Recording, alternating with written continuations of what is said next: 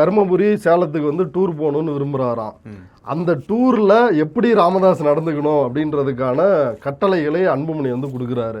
200 பேர் தான் கூடணும், மைக்கை வச்சு பேசக்கூடாது, உன்னை யாராவது சந்திக்கிறதா இருந்தால் நீ தங்கியிருக்கிற ரூமுக்கு தான் அவங்க வந்து பார்க்கணும், நீ யாரையும் போய் வந்து பார்க்கக்கூடாது, வேற இடத்துல பொது இடத்துக்கு வந்து நீ போகக்கூடாது, நீ கலந்துக்கிற கூட்டத்தில் நானும் வந்து கலந்துக்குவேன் அப்படின்னு இப்படியான இதெல்லாத்தையும் வந்து மனம் மறுத்து ஒரு பக்கம் சொல்கிறாரு.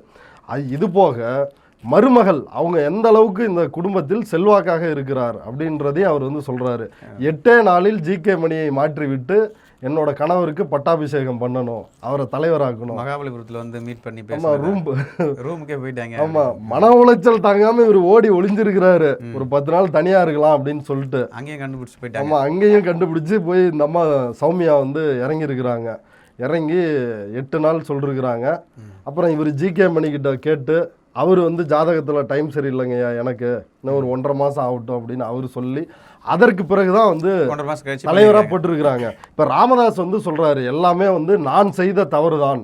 இதுபோல் சிறந்த வீடியோக்களை நாங்கள் தர தயாராக இருக்கோம். எங்களை பின்தொடருங்க, எங்கள் சேனலை சப்ஸ்கிரைப் பண்ணுங்கள். நன்றி, வணக்கம்.